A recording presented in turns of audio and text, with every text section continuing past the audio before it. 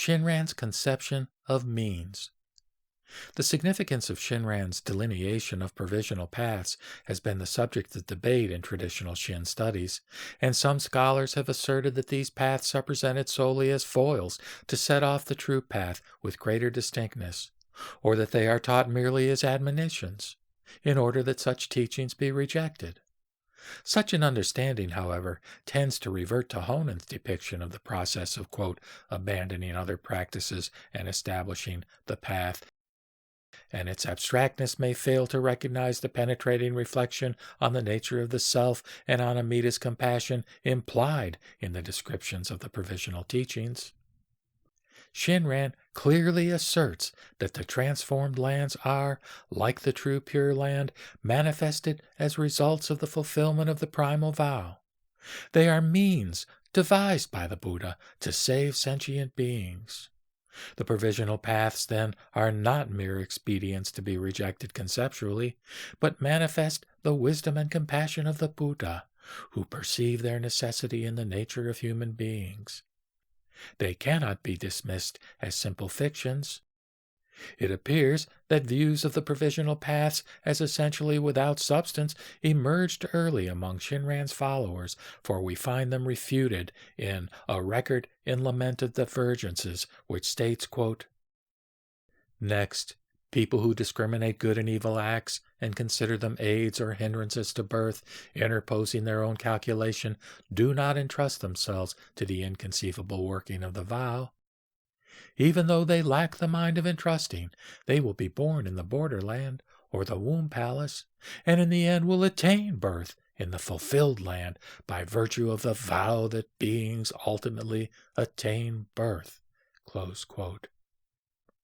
This does not mean, of course, that the transformed lands as such can be established as religious goals. They are understood to be transformed lands only when we come to genuinely perceive them as provisional means, in contrast to the true path. As long as we pursue the provisional paths, we fail to grasp Shinran's distinction between the provisional and the true. Fail, that is, to realize the pervasiveness of our hold on self-power. The provisional paths are more than mere conceptual constructs, for they engage beings and illuminate their deep roots of self-attachment. When we realize their actual intent by having gone beyond them, we awaken to the wisdom and compassion out of which they have been provided. This is their, quote, reality, as manifestations of the fulfillment of Amida's vow.